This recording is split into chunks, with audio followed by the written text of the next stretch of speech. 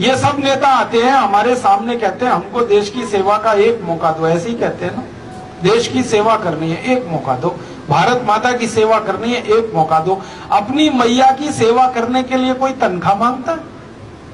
आप अपने घर में अपनी माँ की सेवा करते हैं, मान लो पैर दबाते हैं अपनी माँ के, तो अपनी अम्मा से कहते हैं आप टीए दे दे, मेरा बीए दे दे, सैलरी दे दे मुझको, और हर साल बढ़ा के दे, क्योंकि मैं पांव दबा रहा हूं तेरे।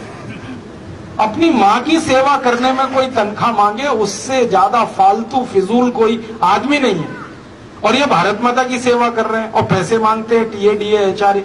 इन बेईमान नेताओं से पूछो कि भगत सिंह, उधम सिंह, चंद्रशेखर ने कौन सा टीए डीए लिया था देश की आजादी लाने के लिए? कितनी तनख्वाह मांगी थी उन्होंने? उन्होंने तो अपनी जवानी लगा दी इस देश के लिए।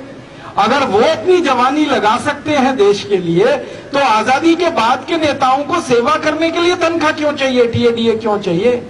मैंने एक दिन हिसाब निकाला, राष्ट्रपति से और नीचे कर्मचारी की सारी तनख्वाहें खत्म कर दो, 77,000 करोड़ रुपए बचेगा।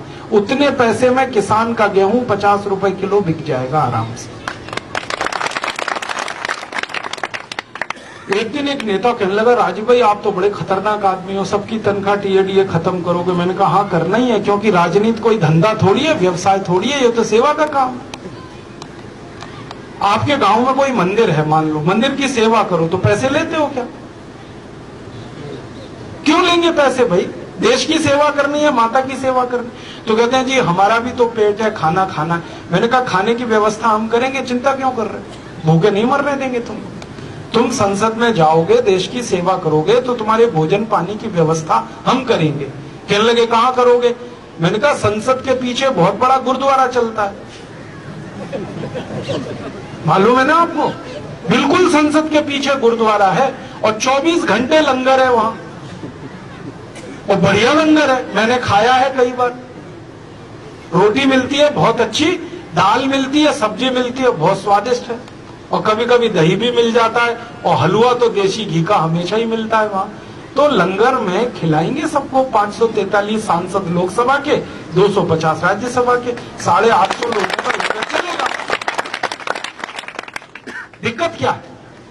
कहने लगे ये विधानसभा के एमएलए, तो सब विधानसभाओं के आसपास एक एक गुरुद्वारा खुल जाएगा, सब विधानसभाओं के नजदीक लंगर चलेगा। क्या मुश्किल है? सरदार अभी इतने गरीब नहीं हो गए इस देश में, जो गांव गांव गुरुद्वारा खोल सकते हैं, वो विधानसभाओं के नजदीक भी गुरुद्वारा खुल जाए,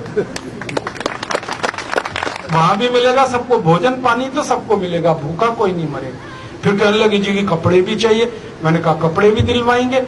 भारत में करोड़ों किसान कपास पैदा करते हैं, उनसे कपास भांगेंगे भीख में, और उस कपास से कपड़े बनवा के दे देंगे सबको, कपड़े भी मिल जाएंगे। और बाकी तो सब मुफ्त में मिलता ही है। आपको मालूम है रेल यात्रा फ्री है सब नेताओं की, हवाई जहाज यात्रा फ्री है सब नेताओं की, बस की यात्रा फ्री है सब नेताओं की, घर फोकट में मिलता है सबको, बिजली फोकट में मिलती है, पानी फोकट में मिलता है, टेलीफोन फोकट में मिलता है। ये तो सब फोकट में मिला ही हुआ है। खाना और कपड़ा ये दिलवा देंगे उनको, फिर तनख्वाह किसके लिए चाहिए? और जिनको तनख्वाह चाहिए वो अपने घर में बैठे, अपना धंधा करें, बिजनेस करें, पैसे कमाएं। ये राजनीति पैसे कमाने के लिए थोड़ी है। इस राजनीति को देश के लोगों ने खून से सींचा है भाई साहब। भगत सिंह का खून लगा है, उधम सिंह का खून लगा है, लाला लाजपत राय ने खून दिया है, 7,32,780 क्रांतिवीरों ने खून दिया है इस राजनीति को सींचने के लिए। कोई धंधे के लिए नहीं है, बिजनेस के लिए नहीं है। राजनीति ऐसी बनाएंगे, और संसद और विधानसभाओं में ऐसे ही लोगों को चुनकर लेके जाएंगे जिनको तनख्वाह नहीं लेनी है, टीए डीए नहीं लेना है, एचआरए नहीं लेना है। जो भी पैसा है वो किसानों के लिए है, गरीबों के लिए है, अनाथों के लिए है, उनके लिए पैसा है। ऐसा देश बनाना है, ऐसे कानून बनाना है।